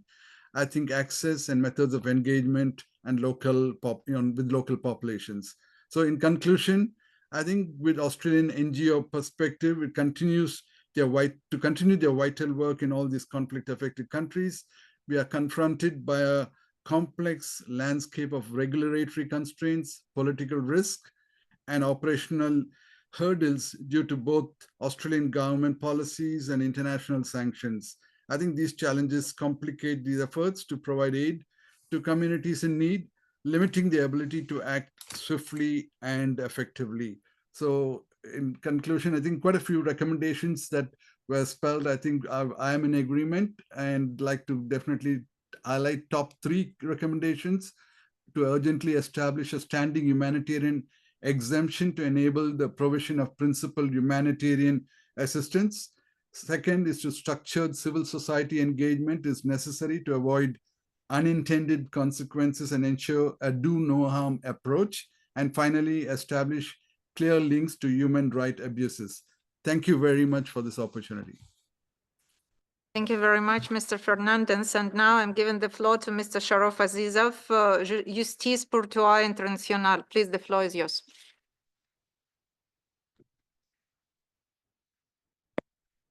Thank you. Justice for All International expresses its gratitude to the Special Rapporteur on the negative impact of unilateral coercive measures for her leadership in drafting the guiding principles on sanctions, business, and human rights. These principles aim to strike a balance between enforcement of sanctions and protection of human rights. Our organization highlights the currently existing international protection gap and the intended consequences of sanctions and overcompliance on entrepreneurs representing small and medium-sized enterprises, SMEs, often referred as a working class of global entrepreneurship. SMEs play a critical role not only in driving economic growth, but also in humanitarian operations, as many international humanitarian organizations rely on them for contracting and subcontracting. The disproportionate impact of sanctions on SMEs entrepreneurs lead to job losses, disrupts livelihood, and breaks supply chains. As demonstrated in the case of our client, Alena Becker, her business in Germany and her Belarusian suppliers were adversely affected, undermining the stability of working class in both countries. We thank the Special Rapporteur Alina Dohan for her active involvement in defending the civil political rights and economic freedoms of Ms. Becker. While humanitarian exceptions are crucial, our organization calls for an amendment to the guiding principles to explicitly emphasize a human-centric approach within the humanitarian principle to protect SMEs and highlight their vulnerability within the text. We advocate for the effective implementation of these guiding principles to ensure proportionality, non-discrimination, and most importantly, accountability in the application of sanctions, safeguarding the dignity and rights of affected communities worldwide. Thank you. Thank you very much, Mr. Azizov. Now I'm giving the floor to Masimba Mabara. Please, the floor is yours. Thank you. Thank you, Madam Rapporteur, the Honorables, Your Excellencies. Just in brief, I've been listening the whole day and I heard, and we've talked the terms, the cruelties of sanctions. But I thought before we go today, let us share just 1 minute, a very touching story from Zimbabwe, and it's a true story. A lady called Chennai went to hospital. She was pregnant, 9 months old, 9 months pregnant. When she arrived at the hospital, there was no medication. There was no drip to assist her in fluids. There were no blood banks because it was not caused because of corruption, but because of sanctions. So the doctors decided to do the most difficult situation, which was to operate her without sedation. And you can imagine the pain of the knife as they pressed her down, covered her screams with clothes so that she would not scream or cry or bite them. And because they were to make a decision to save the child or save the or lose both. At the end of the day, the child was born. 2 days later, after loss of a lot of blood, Chennai died. As we leave this place today, some people come and still accuse the countries which are suffering from sanctions for human rights abuses. But this is the worst human right I'd ever seen and heard. Imagine yourself, a knife going through your womb to give a life, and somebody still blames you for your own pain. What I'm asking is, as we leave this place today, think of Chennai, think of Zimbabwe. There are so many Chennais in a queue going to see doctors with no medication, waiting for the knives with no sedation. And we sit here, I will ask, as we sit here today, can we not only sit and talk and make statements? Can we act with one voice that these sanctions be removed? Because those who are dying, the Chennais of Zimbabwe, are not the people who are meant to be suffering from these sanctions. We suffer because the sanctions are misdirected. And as they say in conclusion, that in Zimbabwe, our sanctions are targeted. I'd never seen such a joke. How could you say you only target the head of a bull with a gun and the bull won't die? Once you shoot the head, the bull dies. You target the head of the state, the mega deals won't be signed. Nobody trusts your country if your head is not trusted. You target the security forces of the country. They can't participate in anti-terrorism acts and anything else because they're stuck at home. You tie their head on the tree and ask them to run. They can't run. They can't compete. The world is now a global village, but we have been kept under the globe. Why? Because of sanctions. It is my prayer today that as we conclude, can we think of Chennai? How many Chennais are dying every minute? Imagine how many died today while we're talking. We can talk the whole year, but Chennai is under a knife. Thank you very much.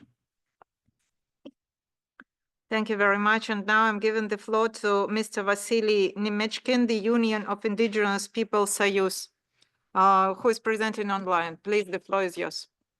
Thank you, Madam Chair. Thank you, Professor. I'm speaking on behalf of Indigenous Peoples Organization Soyuz, working in Russia and at the international level. The Indigenous Peoples agenda is becoming more complex, and we remain in a vulnerable position.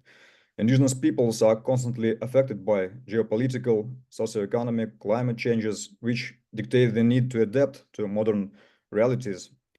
We believe that politicization, double standards, and artificial restrictions in various areas of public relation and cooperation harm international relations and directly contradict the provisions of the main international instruments in the field of human rights, including the UN Declaration on the Rights of Indigenous Peoples. The human rights treaty bodies, in particular the Committee on Economic, Social, and Cultural Rights in the 1997 General Recommendation, indicated that the collective and individual sanctions of the UN Security Council against the state should not lead to the violation of human rights, especially of vulnerable groups. This position fully applies to UCM. An increasing number of UN experts share this position of the committee and condemn the negative impact of UCM on indigenous people's access to a range of socioeconomic rights. The most recent example is the recommendation of 17th session of UN expert mechanism on the rights of indigenous peoples to the Human Rights Council to consider the negative impact of barriers and measures to infringe the enjoyment of the rights of indigenous peoples. In addition, the expert mechanism in 2024 called on the Council to work with states to eliminate, minimize, and mitigate this negative impact. In their statements at the last session of the Council, the indigenous peoples of Russia requested a half-day panel discussion on this topic with the involvement of all relevant special procedures and subsidiary bodies. There is already a lot of material for discussion. For example, a study by Jeffrey Roth, he's a member of UN Permanent Forum on Indigenous Issues on the determinants of health of indigenous peoples, indicates that UCM violate Articles 3, 4 of the Declaration, limit the ability of indigenous peoples to choose medicine. International cooperation of indigenous peoples is also under attack. Indigenous peoples of all countries should have full access to international cooperation within the framework of the International Decade of Indigenous Languages, the Convention of Biodiversity, summits on climate change. At the same time, artificial visa, logistic, financial, and other barriers prevent the full participation of legitimate representative bodies and the organization of indigenous peoples in the work of international platforms. So people who have no connection with local communities and don't have the appropriate mandate speak on behalf of indigenous peoples. UCM affecting indigenous peoples are used as levers to take away the voting rights of indigenous peoples of entire countries and socio-cultural regions. as levers of political and economic pressure, in fact, being a form of neocolonialism. So we asked the Special Rapporteur to conduct a separate study on the negative impact of UCM on the implementation of the rights of indigenous peoples. And in addition, we call on Special Rapporteur together with MRIP to develop due diligence guidelines for states to prevent or minimize humanitarian harm to indigenous peoples. Thank you for attention. And the last person on my list is Mr. Sajjad from ODVV. I would appreciate you keeping within 2 minutes limit.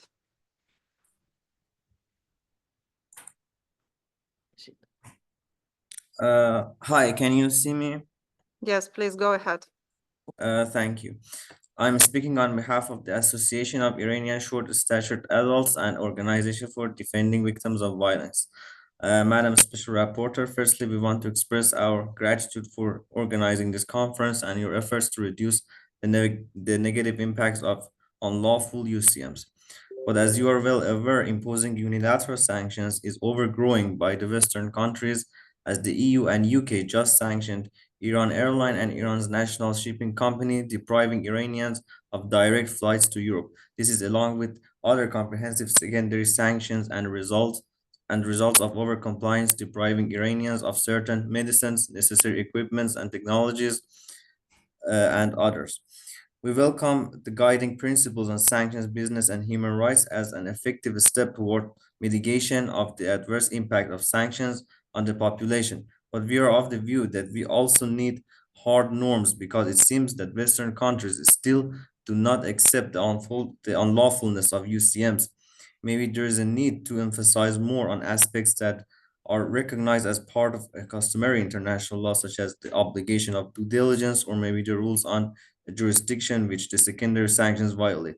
We are also welcome the discussions on access to justice, legal responsibility and remedy in guiding principles, and call for a guideline to be prepared for the sanction victims to provide them with all the relevant information on how to access the existing national, regional, and international mechanisms to receive adequate and timely redress for their losses.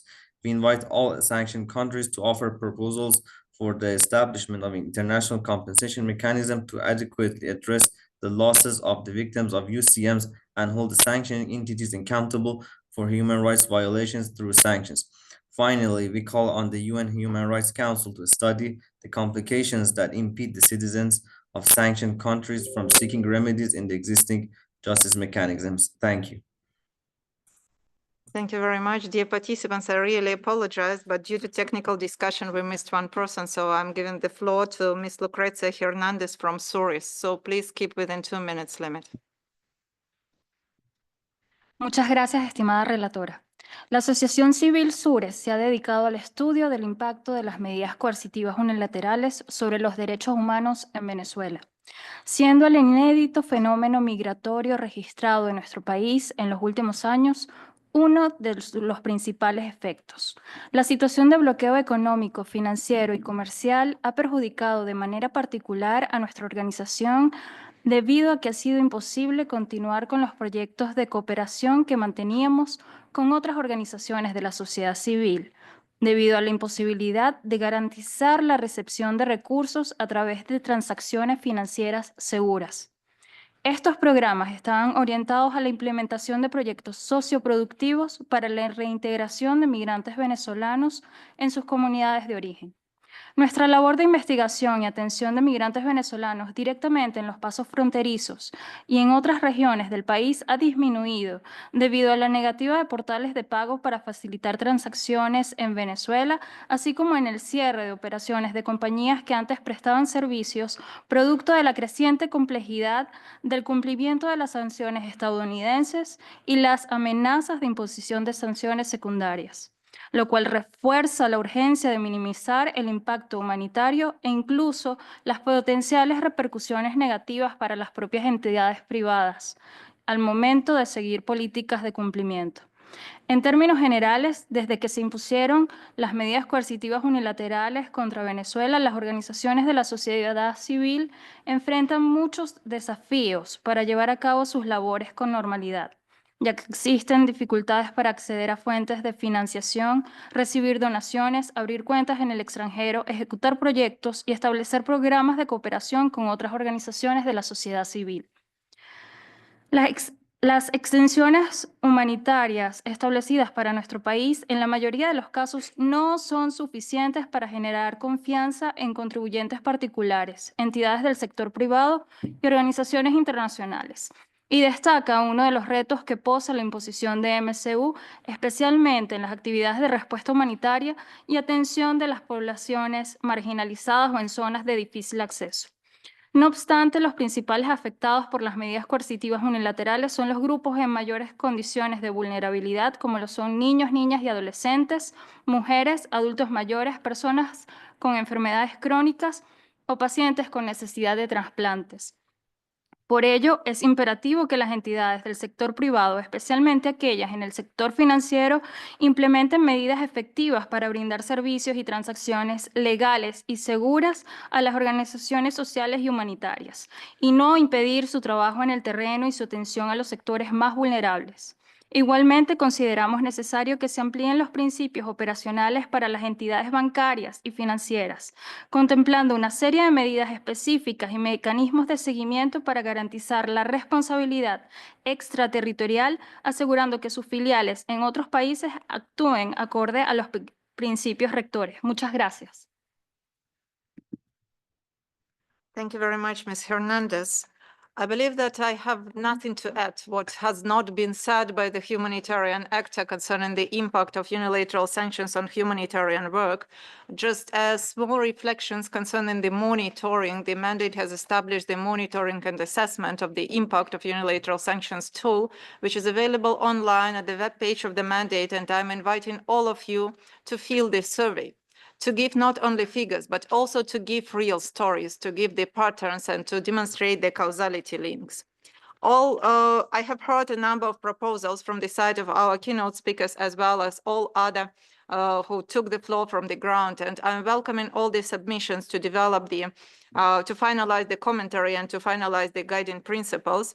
The recommendations developed for participation on the non-governmental access will be available online today in the evening. And just to identify, to access the commentary itself and the guiding principle, it's available online, and also you can scan the QR codes and the backside of our program to get access to that. And I would like to use the chance to thank our interpreters who managed to do an incredible work today for all the interpretation. They hope that they will support us tomorrow as well. So I thank the keynote speakers as well as all participants, and I close the session by that. Thank you very much.